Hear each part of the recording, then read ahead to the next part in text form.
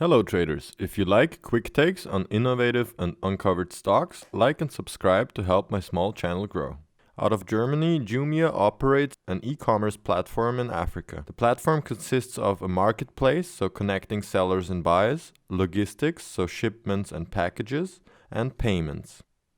The marketplace offers products from fashion to home and living, but also services like food delivery or flight booking. The price target seems to be $100 rather sooner than later. It is a buy and hold play, so I set it and forget it. I will take a few months to let it play out. As you can see, their financials are not the best, but at the beginning stages of e-commerce companies, this is normal. So just a few numbers for you to see that the company is growing. The active annual customers rose by 23% in the first 9 months of 2020, up to 6.7 million people. 20 million orders in the last 9 months is also astonishing. The total payment volume was $137 million. That's due to a higher transaction number in general.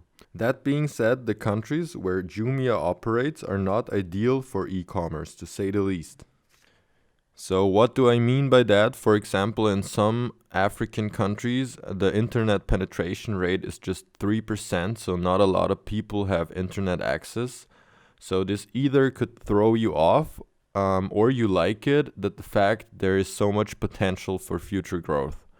Globally, the internet usage rate is 59% and is by 20% higher than the African average. The Jumia Pay service has huge opportunities in my opinion because 2/3 of African adults do not have a bank account.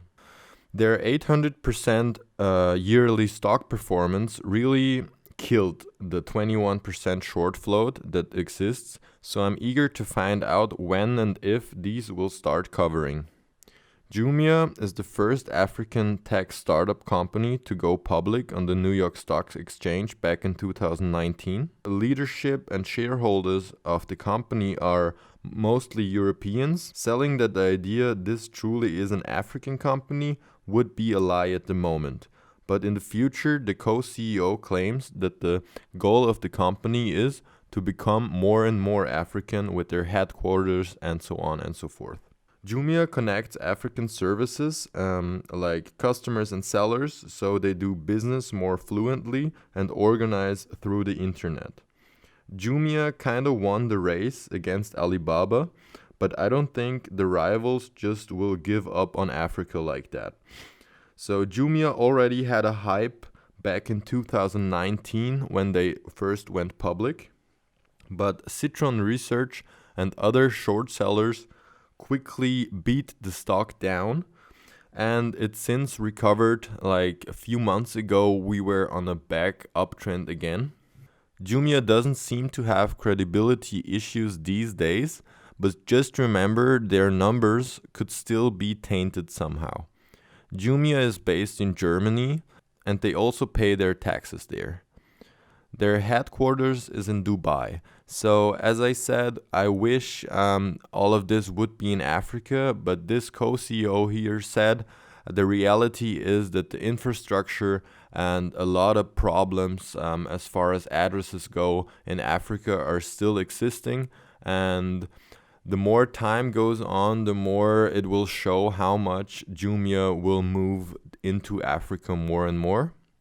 The offshore management isn't as much as a problem for me because they do create jobs and startups themselves in Africa, and there is a mini ecosystem forming around Jumia as a business, and this could take a dynamic of its own where Jumia is really just a hybrid of payment system, of e-commerce, customer to business connection. And I think there's just so much in Africa to do anyways, and Jumia is really in the pole position to do a lot what and not anyone has done in Africa yet.